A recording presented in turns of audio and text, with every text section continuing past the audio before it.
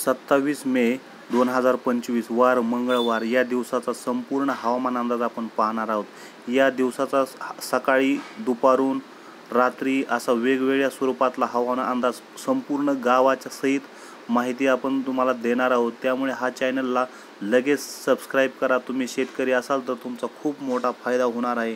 तर ऐका, जो काही मुंबई सकाळी 8 वाजता जो हवामान अंदाज मी सांगत आहे, पालघर, मुंबई, खोपोली, गोरेगाव, चिपळूण, पुणे, खेड, जुन्नर, इगतपुरी, नाशिक, जो काही श्रीरामपूर, अहिल्यानगरचा भाग, दौंड, बारामती, जेजुरी, सातारा, वडूज, कराड, विटा, सांगली, कोल्हापूर, निपाणी, राजापूर, रत्नागिरी, चिपळूण, सावंतवाडी, बेळगाव, जो काही हा एरिया आहे, गोकाक, जो जत, जो पंढरपूर, सोलापूर, इंदापूर, करमाळा, बार्शी, जामखेड, बीड, केज, माजलगाव, पैठण, जो काही छत्रपती संभाजीनगरचा एरिया आहे, जालना, लोणार, जिंतूर, जो काही हिंगोली, परभणी, नांदेड, अहमदपूर, उदगीर, जो काही उमरखेड, पुसद, जो काही हा एरिया आहे, ज्या ठिकाणी जो कारंजा, अमरावतीचा पण काही एरिया आहे। सकाळी 8 वाजता या ठिकाणी ढगाळ वातावरण, तसेच जो काही उमरखेड आणि उमरेड आणि वर्धामधला जो भाग आहे, या ठिकाणी सुद्धा पावसासाठी पोषक वातावरण ठरत आहे। नंतर जो काही गोंदियाचा जो काही एरिया आहे, या ठिकाणी सुद्धा वारासेवणी, जो केवलारी हा प्रदेश आहे, या ठिकाणी सुद्धा वातावरण पोषक होत आहे। अशा प्रकारे सकाळी 8 वाजता संपूर्ण महाराष्ट्रामध्ये अशी परिस्थिती तुम्हाला दिसणार आहे। तर तुम्ही 8च्या नंतर सुद्धा थोडा हवामानात बदल झालेला तुम्ही पाहू शकता। दुपारी 12 वाजता वेगवेगळ्या ठिकाणी पावसासाठी पोषक वातावरण होत आहे। तर 12 वाजता सुद्धा आपण जो काही कोकण एरिया आहे, जो वलसाड, पालघर, जो नाशिकचा संपूर्ण एरिया, मालेगाव, जो काही नंदुरबार, जळगाव, छत्रपती संभाजीनगर, अहिल्यानगर, बीड, धाराशिव, अकलूज, सोलापूर, सातारा, रत्नागिरी, सांगली, जो काही विजयपूर, जो सांगली पूर्ण जो काही सावंतवाडीचा एरिया आहे, या ठिकाणी मोठ्या प्रमाणात राजापूर, कोल्हापूर या ठिकाणी 9 mm पर्यंत पाऊस पडण्याची शक्यता आहे। संपूर्णच महाराष्ट्रामध्ये ढगाळ वातावरण, तसेच वेगवेगळ्या ठिकाणी पाऊस पडण्याची शक्यता आहे। अशी पाऊस पडण्याच्या ठिकाणांची मी तुम्हाला नावे घेत आहे। जो काही पुसद, अकोला, अमरावती जो हा एरिया आहे, या ठिकाणी चंद्रपूर, नागपूर, तसेच जो काही अमरावतीचा एरिया आहे, गोंदिया, या ठिकाणी मोठी पोषक वातावरण तयार होत आहे।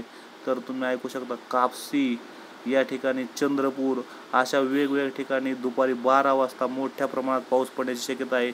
नंतर जो काही 2 वाजता तर अजूनच परिस्थिती भयानक आणि भयावह होणार आहे। या ठिकाणी तुम्ही पाहू शकता, जो काही नाशिकचा एरिया, यामध्ये मोठ्या प्रमाणात पाऊस पडण्याची शक्यता आहे। नाशिक एरियामध्ये दुपारी 2 वाजता या ठिकाणी 3 mm पर्यंत, तसेच जो काही सांगलीचा एरिया आहे, या ठिकाणी सुद्धा मोठ्या प्रमाणात पाऊस पडण्याची शक्यता आहे। तुम्ही पाहू शकता सोलापूर या ठिकाणी, नांदेड, जो काही अकोला आहे, आणि तसेच तुम्ही पाहू शकता हा जो काही एरिया आहे अकोला आणि नागपूर यांच्या उत्तर साईडचा बेटूळ हा मध्य प्रदेश, या ठिकाणी तर मोठ्या प्रमाणात पावसाची शक्यता आहे।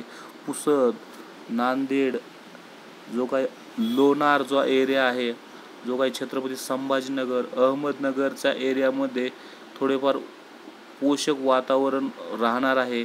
तुम्ही पाहू शकता हा जो काही जुन्नर, खेड, इगतपुरी, जो काही नाशिकचा एरिया आहे, वाडा, खोपोली, मुंबई, गोरेगाव, चिपळूण, सातारा, कराड, रत्नागिरी, राजापूर, कोल्हापूर, निपाणी, सांगली, सावंतवाडीपर्यंत मोठ्या प्रमाणात पावसाची शक्यता आहे। नंतर 2 नंतर वातावरणामध्ये 5, 6, 7 वाजेपर्यंत मोठ्या प्रमाणात बदल झालेला आणि वातावरणात मोठ्या प्रमाणात पोषक वातावरण, तसेच कोकणचा संपूर्णच एरिया पावसाने पूर्ण धुंद होणार आहे। जो काही रत्नागिरीपासूनचा जो मुंबई, पालघर, नाशिक, पुणे, सातारा, सांगली, अकलूज, जो काही अहिल्यानगर, अहिल्यानगरच्या वातावरणात थोडाफार कमी प्रमाणात पाऊस पडलेला दिसेल. अहिल्यानगर जी काही सिटी आहे या एरियामध्ये कमी आहे आणि जो काही वेगवेगळे तालुके आहेत या ठिकाणी सुद्धा पावसासाठी पोषक वातावरण.